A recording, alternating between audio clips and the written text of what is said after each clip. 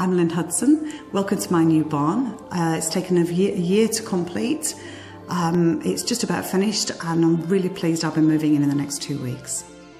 I chose a lighting designer because I'd looked at the plans that the architect had drawn and knew the lights weren't right, knew I wanted more.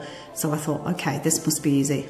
I'll sit there and I'll do it myself. I sat there with a pen and paper for about half an hour and hadn't done anything and realised it's actually more complicated than that. I don't know where to start.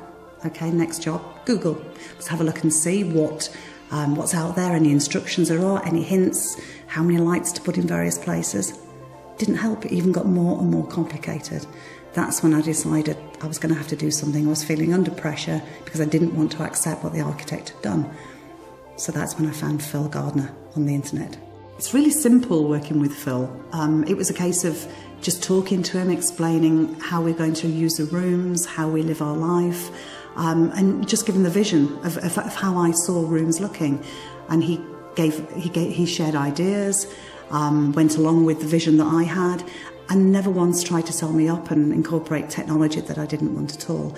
It was during the process, he was always there. The number of times he visited was more than I would have expected.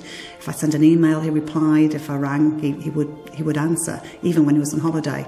And I was just really pleased with it. Seeing the lighting evolve is different from some other parts of the house. For example, when it's plastered, it's quite instant. You get an instant effect. With the lights, we gradually saw the shapes evolve in the ceilings. Then we had the bulbs in and we could actually see some of the lights and actually see what they were doing. But the best thing was when we came the first evening when it was getting dark, and as we walked through the rooms, we turned the lights on, and all we just went, wow. We just couldn't believe the effect it had, the way it lit up the rooms, the warmth, the coziness it created, and it just felt absolutely great. And my husband and I looked at each other and said, it was actually worth every penny.